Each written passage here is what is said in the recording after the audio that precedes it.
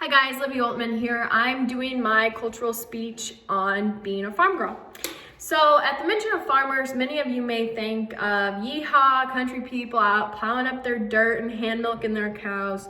Or maybe you think about the annoyingly large equipment they drive down the middle of the roads at 26.5 miles per hour, completely impassable, and it makes you late for work or school.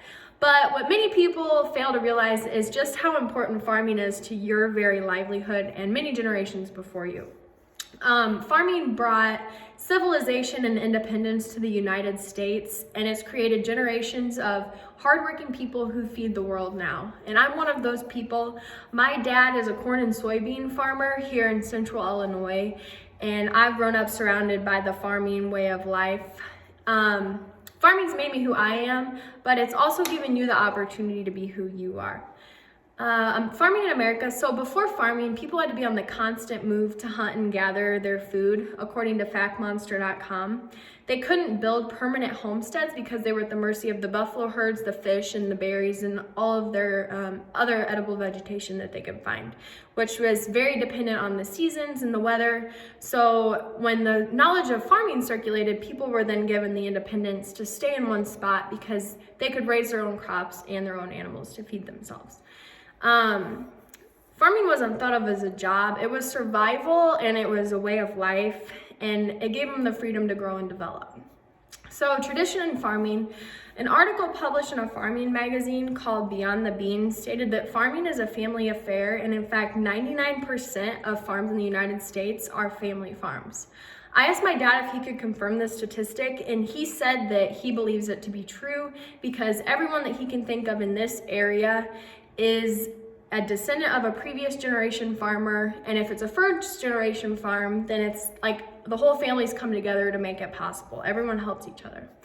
Now that I've told you how farming became a way of life in the United States, what a family farm is, and how families come together for many generations to keep farms running, I'd like to talk about farm girls and how they're different from most. So women stereotypically are thought to lack the physical labor and operating skills that men have, but when it comes to helping on the farm, those assumptions fade. There's a lot of work to be done, and it doesn't matter if it's a man or a woman doing it, it just has to be done. From a very young age, I've been expected to do just about everything that the boys can do. I learned how to drive when I was 4. I've been taking care of my animals by myself since I was 6.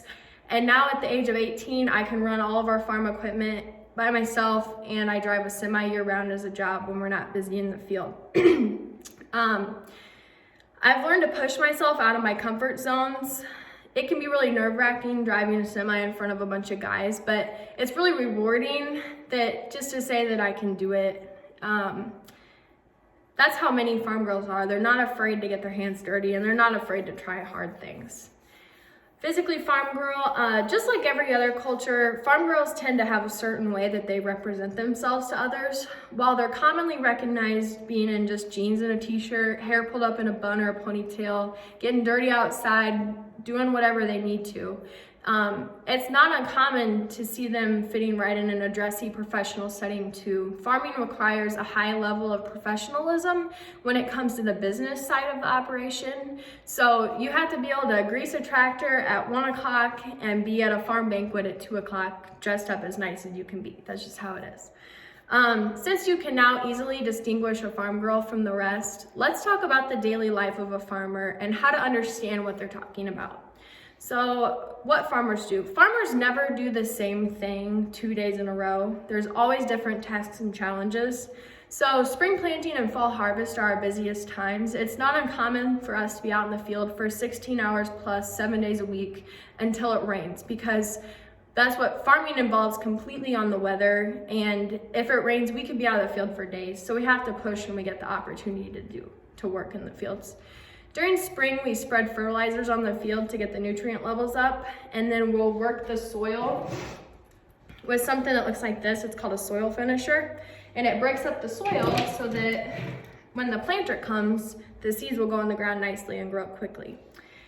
During the summer, we spray our fields with herbicides, pesticides, and fertilizer if we need it to keep the diseases, pests, and weeds at bay. We also walk our beans because we have non-GMO, and we mow ditches to keep those under control, stuff like that. And then we also work on spring equipment and get ready for harvest. When harvest comes around, we wait for the crop to dry to the correct moisture, and then we combine it. The combine puts it into the auger wagon, and then the auger wagon takes it to a semi, which then takes it to the elevator. Once all of our crops are out, we spread nitrogen on the fields and work it again with something similar to the soil finisher I showed you earlier. It's called a chisel. And then in the winter, typically we just work on equipment for the next year, tile if we have any tiling problems, and we transfer grain to the elevator or whatever else we have to do, trucking.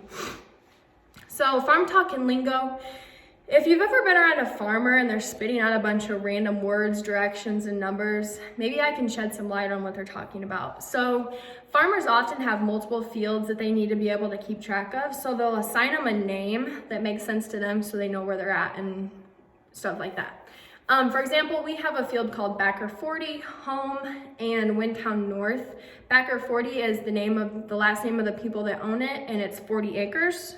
Home is the field around our house, and Windtown North is a field up in Minunk that's got 2 windmills in the middle of it, and it's on the north side of the road. So that's kind of how we keep track of them. Another thing, farmers, when they're talking about a certain piece of equipment, they go by, according to a YouTube video I found, they go by the serial number, the model number, or the year so that they can tell what they're talking about. John Deere equipment is numbered by their series, which is painted on the side of them. You can kind of see, it's like right on that part right there, it says the number of the tractor. So when my dad says, take the 9630 and the soil finisher to Backer 40, I know exactly what he's saying. There's so much more to farming than what I've had time to tell you about in this presentation, but hopefully now you understand that this is a lifestyle. Farming has given me many chances to be unique. It's given me the chance to test my comfort limits and advance my working skills, and I'm forever grateful that I was raised on a farm and had the opportunity to become self-reliant and independent. A quote by George Washington states that agriculture is the most healthful, most useful, and most noble employment of man. Thank you.